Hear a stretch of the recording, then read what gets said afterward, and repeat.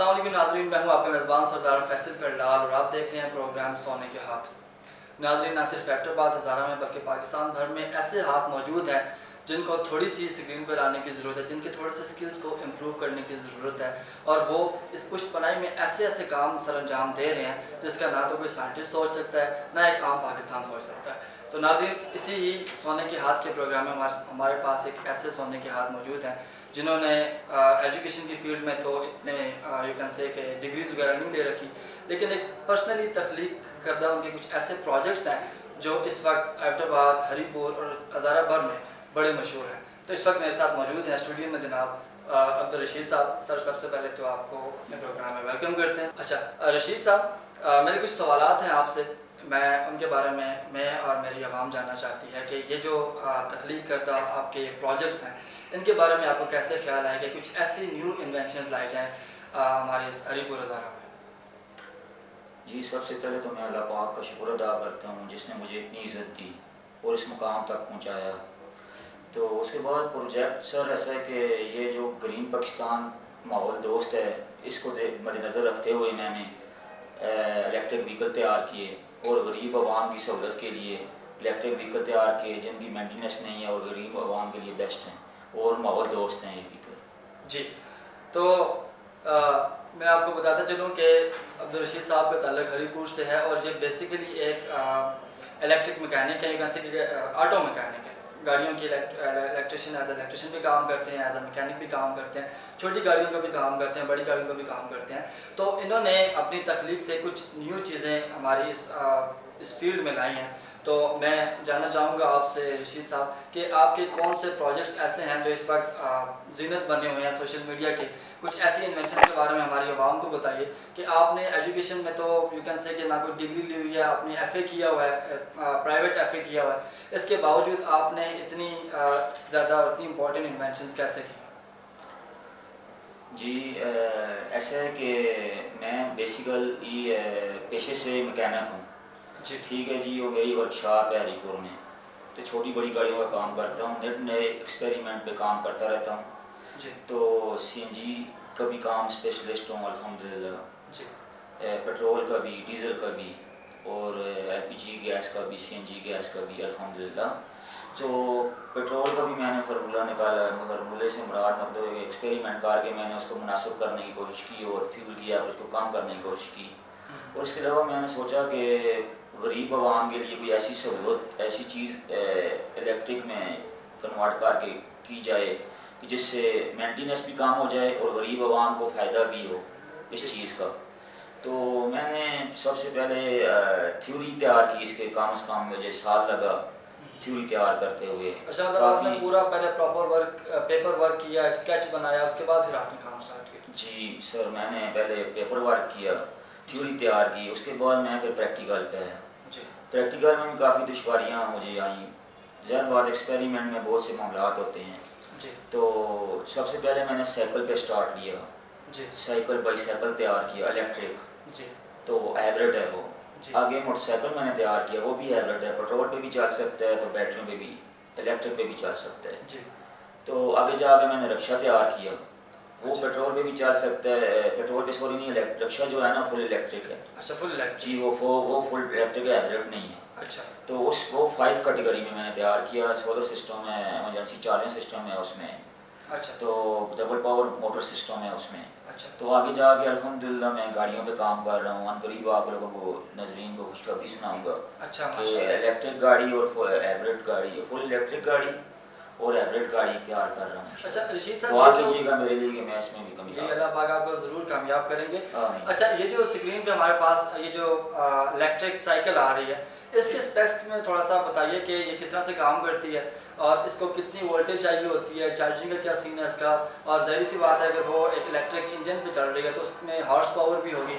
थोड़ा सा स्पीड के बारे में बताइए कि किस तरह से ये काम कर रही है। जी सर, ये साइकिल बाईसाइकिल जो मैंने तैयार की है हाइब्रिड है। जी जी ये पैडल पे भी चल सकती है, साथ इलेक्ट्रिक पे भी चल सकती है। अच्छा जहाँ जिसमें ट्राटल होता है, जिस तरह मोटरसाइकिल का ट्राटल होता है, साइकिल अच्छा। होता है, उस तरह ट्राटल है। उसको जब ट्राटल को आप मूव करेंगे जी तो उसको घुमाएंगे तो वो जस्ट मूव करने शुरू हो जाएगी अच्छा साइकिल। तो उसके बाद उसमें मोटर PLDC इस्तेमाल की गई हैं अच्छा, तो डीसी मोटर। जी जी जी, तो जी। आपने हार्स पावर की बात की या उसकी पावर की बात की, तो जितनी पावर आप ले सकते हैं उसके मुताबिक वोल्टेज सेट करने पड़ते हैं, अच्छा, मोटर की पावर सेट करनी पड़ती है, उस हिसाब से हम आगे साइकिल की पावर ले सकते हैं। मतलब जितनी ज़्यादा आप बैटरी लगाएंगे उतनी ज़्यादा उसकी वो पावर होगी। जी बैटरी से सर पावर नहीं होगी, मोटर से पावर होगी। वही मोटर। तो जी, जी। बैटरी सर ऐसी है कि बैटरी बैकअप देगी उसको। जो मैं साइकिल मैंने तैयार की वो 20 से 25 किलोमीटर एक चार्ज में चल सकती है। अच्छा, तो ये तमाम व्हीकल, यहाँ पे एक बात मैं आपको बताता चलूँ कि तमाम व्हीकल जो हैं उनमें अगर ये लाजमी नहीं है कि 25 किलोमीटर तक चले, जी, इससे आगे भी अगर आप उसको एवरेज बढ़ाना चाहें तो हम बैटरी का एम्पेयर बढ़ाएंगे, वोल्टेज में सेटिंग करेंगे, तो ये एवरेज 100 तक, 50 तक, 150 तक जा सकती है। अच्छा, एक चार्ज में चल सकती है साइकिल। अच्छा। जी जी चलिए, अलग अलग न्यू इन्वेंशन के साथ ये जो इलेक्ट्रिक बाईसाइकिल है ये इसी तरह से मार्केट में आएगी। अच्छा, ये जो मोटर बाइक है जो आपने तख्लीक किया है इसके बारे में भी थोड़ा सा बता दीजिए। जैसे कि मतलब अब नाउअडेज इन पाकिस्तान हर बंदे के पास एक मोटर बाइक है, और जिस तरह से पेट्रोल की कीमतें ऊपर जा रही हैं तो अब बाइक रखना भी आसान बात नहीं रही है। तो आप थोड़ा सा इस इलेक्ट्रिक बाइक के बारे में बताएं कि इसमें अगर बंदा इसको मार्केट में परचेज़ करना चाहे तो ये कितने में मिलेगा और इसकी क्या स्पेक्स हैं। जी बाइक जो मैंने तैयार किया ये हाइब्रिड है जी, फुल इलेक्ट्रिक भी तैयार हुआ है और हाइब्रिड भी। हाइब्रिड का ये फ़ायदा है कि वो दो सिस्टम पे चलता है। ठीक हो। एक पेट्रोल पे भी आप चला सकते हैं जिस तरह पहले वो ओरिजिनल चलता है, अच्छा, पहले से चल रहा जी, है। जी। तो बैटरियों पे भी इलेक्ट्रिक पे भी आप चला सकते हैं। अच्छा, जो बाइक मैंने तैयार की 40 से 45 किलोमीटर एक चार्ज पे चलता है। अच्छा, यहाँ पे मैं फिर अर्ज करता चलूँ कि ये 40 से 45 एवरेज यहाँ पे स्टॉप नहीं है। अच्छा, अगर इसको आप 100 तक, 50 तक, 80 तक, 100, 150 किलोमीटर तक भी अगर एवरेज बढ़ाना चाहें तो बढ़ सकती है। जी, उसमें बैटरियों के एम्पेयर हम बढ़ाएंगे डिवाइस लगा के। ठीक हो। तो दूसरा ये है कि इसका इलेक्ट्रिक हाइब्रिड बाइक है, जब आप बैटरियाँ चलते चलते आपकी अगर डेड हो जाएँ, ख़त्म हो जाएँ, तो आप पेट्रोल पर जब कन्वर्ट करेंगे तो पेट्रोल पे अपना सफ़र भी जारी रख सकते हैं। उसके बाद जो है कि आप बैटरियाँ भी साथ साथ चार्ज अच्छा, मतलब फिर हो अगर किसी ट्राइबल एरिया में चले जाते हैं वहाँ पे बिजली नहीं है, आपको चार्जिंग की सहूलत मौजूद नहीं है, तो आपको परेशान होने की ज़रूरत नहीं है। आपको जो इनबिल्ट बाइक का वो सिस्टम है जैसे पेट्रोल पे जो इंजन है वो काम करेगा। जी जी पेट्रोल पे आप कन्वर्ट करें, बैटरियाँ भी साथ चार्ज हो जाएंगी। ज़बरदस्त हो तो गया। अच्छा, मेंटेनेंस भी इसमें जो है ना वो 70% कम हो जाती है। अच्छा, मेंटेनेंस भी जी, कम जी, हो जाती है। जी। और जाहिर सी बात है जब आप इंजन को कम यूज़ करेंगे तो उसकी मेंटेनेंस तो मतलब पेट्रोल के इंजन को कम यूज़ जी, करेंगे तो जी, मेंटेनेंस कम जी होगी। सर। अच्छा रशीद साहब, रिक्शा जो हमारे हजरात हैं, रिक्शा ड्राइवर हजरात हैं, बड़ी उनको वो यू कैन से कि मुसीबतों का सामना करना पड़ रहा है। नाउअडेज एक तो पेट्रोल की मतलब कीमतों में इजाफा हुआ है, सीएनजी में ऊपर से जैसे ही रोड पे निकलते हैं चलान हो जाता है, तो शाम के बाद जब घर आते हैं तो 200, 300, 400 कह के बड़े परेशान होते हैं। तो उनके लिए जो आपने जो स्टेप लिया है कि ये आप इलेक्ट्रिक रिक्शा जो आपने इन्वेंट किया है, इससे आम एक रिक्शा ड्राइवर को क्या फैसिलिटीज़ आप प्रोवाइड कर रहे हैं और किन किन फ़ायदे से वो इनको हम किनार कर सकते हैं। जी रिक्शा जो मैंने तैयार किया है ये हाइब्रिड नहीं है, अच्छा, ये फुल इलेक्ट्रिक है। तो ये 5 कैटेगरी में मैंने तैयार किया। इसमें सोलर सिस्टम लगा हुआ है, अच्छा, साथ में इसका डबल पावर मोटर सिस्टम है, अच्छा, तो साथ में जो है कि बैटरियाँ इंस्टॉल हैं इसमें, तो इमरजेंसी चार्जिंग सिस्टम इसमें दिया गया है। अच्छा, तो मेंटेनेंस जो है इसकी भी 70% कम हो जाती है, क्योंकि वो इसमें 70% मेंटेनेंस, ज़ाहिर बात है कि इंजन इसका नहीं बनाना पड़ता, रेडिएटर का भी मसला नहीं है, गर्म होने का भी कोई प्रॉब्लम नहीं है, ऑयल चेंज नहीं करना पड़ता, जी, क्लच का कोई मसला नहीं है, ऑटोमेटिक ये जस्ट आप ऑटोमेटिक इसको मूव करा सकते हैं। गियर सिस्टम इसमें नहीं है, कोई भी ऑटोमेटिक गियर सिस्टम दिया गया है इसमें, क्लच नहीं है इसमें, विदाउट क्लच दिया गया है। अच्छा, तो मेंटेनेंस ज़ाहिर बात है इसका ऑयल चेंज नहीं करना पड़ेगा आपको, तो इंजन का काम नहीं कराना पड़ेगा, रेडिएटर का, क्लच का कोई काम नहीं होगा। 70% आपकी मेंटेनेंस खत्म हो जाएगी। तो गरीब आवाम के लिए बड़ी सहूलत है, जैसे आप बैटरी चार्ज करते जाएं और चलाते जाएं, अपनी आमदन हासिल करते जाएं। ज़बरदस्त हो गया। जी सर। अच्छा, मतलब पेट्रोल इसमें और सॉरी आपकी बात जी, करता जी, हूँ, पेट्रोल और सीएनजी की बनस्बत इसमें बड़ा फ़ायदा है ना। आपको मतलब है कि इस तरह पेट्रोल डालना पड़ेगा ना सीएनजी की जनरेट होगी, तो आप अच्छा, बैटरी चार्ज करें तो साथ में इसमें रक्शे में सोलर सिस्टम दिया गया है। अच्छा, सोलर से आप बैटरी चार्ज करेंगे तो 7 दिन को चार्ज होगी। ठीक तो हो, बैटरी का बैकअप भी 60 किलोमीटर रक्षा जा सकता है। सोलर के सपोर्ट के साथ 80 से 85 किलोमीटर जाएगा। ये अच्छा, यहाँ पे स्टॉप नहीं होगा। अगर आप इसकी एवरेज बढ़ाना चाहें तो ये मतलब 100 तक 200 किलोमीटर तक भी जा सकता है। इसकी बैटरियों के एम्पेयर हम बढ़ाएंगे इंशाल्लाह, तो आगे 200 किलोमीटर तक भी जा सकता है। अगर आपकी बैकअप बैटरियों ख़त्म हो गया, जी, सोलर सिस्टम भी काम नहीं कर रहा, इसमें इमरजेंसी चार्जिंग सिस्टम मैंने दिया हुआ है, अच्छा, जिसको आप ऑन करेंगे तो बैटरियाँ दोबारा रिचार्ज होनी शुरू हो जाएंगी। तो आप अपनी मंजिल मकसूद पर जहाँ पे आपको 220 वोल्ट बिजली अवेलेबल है वहाँ पे पहुँच के आप उसको चार्जिंग पे लगा सकते हैं। अच्छा, ज़बरदस्त हो गया। अच्छा सर, जैसे कि आप जानते हैं कि पाकिस्तान के रिक्शा ड्राइवर जो होते हैं मोस्टली मतलब अगर 3 सवारियों की जगह होती है तो उसमें 5 बिठाते हैं, साथ में उनका वो लोड वगैरह भी होता है। तो ज़ाहिर सी बात है कि जिस तरह के हमारे रोड्स हैं उसके लिए एक तो जो रिक्शा है आपका नॉर्मल जो रिक्शा है वो उसका हॉर्स पावर, उसकी पावर अच्छी होनी चाहिए, वो आराम से मतलब उनको लेके जा सके। तो क्या इलेक्ट्रिक रिक्शा में भी आपका इस तरह का कोई मतलब पावर वाला सीन इतना है कि इतना कैपेबल है कि उस पर अगर आप इतना ज़्यादा बोझ डालेंगे, इतनी ज़्यादा सवारियाँ बिठाएंगे तो वो इजीली मतलब चल सकेगा?